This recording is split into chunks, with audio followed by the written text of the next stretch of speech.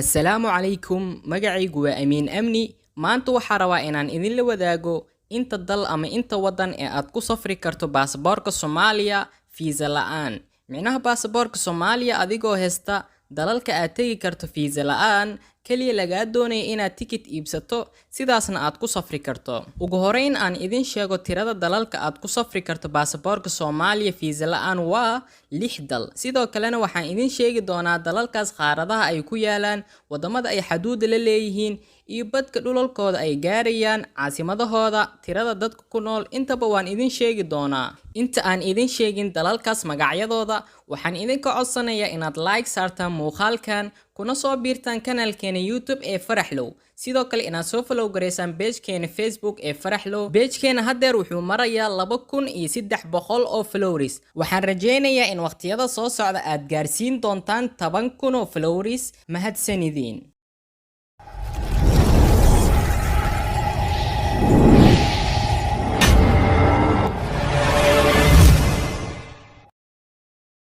dalka koowaad ee aad ku safri karto baasaboorka Soomaaliya fiisa la'aan waa Falastiin.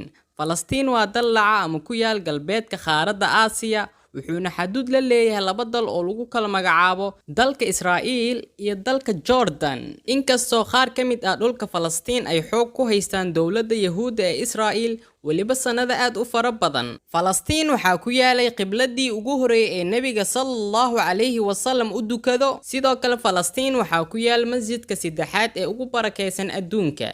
Falastiin badkeedu wuxuu gaarayaa 6,220 kiiloomitir isku weer. Caasimada Falastiin waa Qudus. Guud ahaan dhulka barakeysan ee Falastiin waxaa ku nool qiyaas ahaan 5 milyan oo qof. Dalka labaad ee aad ku safri karto baasaboorka Soomaaliya fiisa la'aan waa Gambia. Gambia waa dal ku yaal galbeedka qaaradda Afrika, waxayna xuduud la leedahay kaliya 1 dal oo lagu magacaabo Senegal.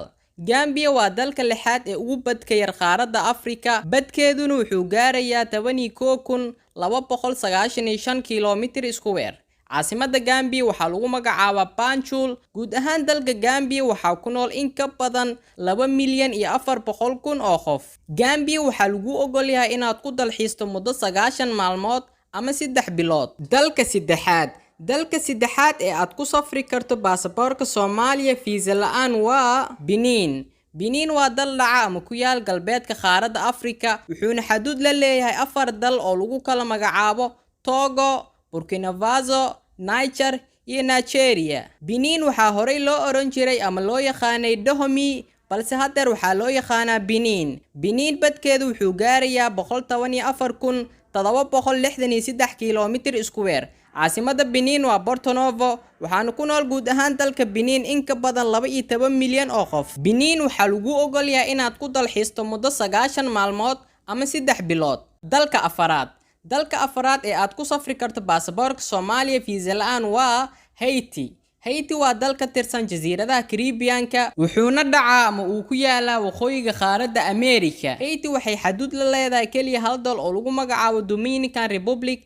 Haiti badkeedu wuxuu gaarayaa 27,750 kiiloomitir isku weer. Caasimada Haiti waa Port-au-Prince, waxaana ku nool guud ahaan dalka Haiti in ka badan 11 milyan oo qof.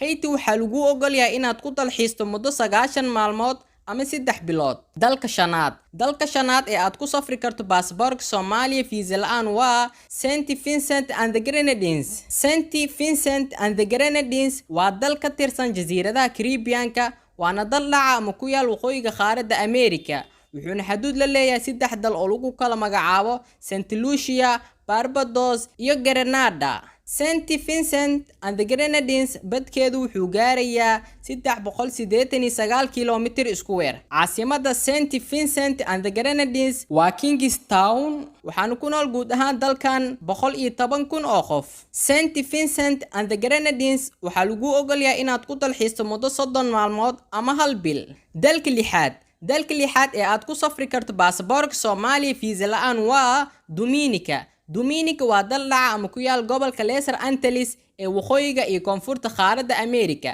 Jasiiradda Dominica waxay koonfur bari ka tahay jasiiradaha dhulka Faransiiska ee Guadeloupe iyo waqooyi galbeed ee dhulka Martinique. Dominica badkeedu wuxuu gaarayaa 750 kiiloomitir iskuweer. Caasimadda Dominica waa Rosabu, waxaana ku nool guud ahaan dalka Dominica 72,000 oo qof. Dominica waxaa lagu ogol yahay inaad ku dalxiisto muddo 21 maalmood ama 3 isbuuc.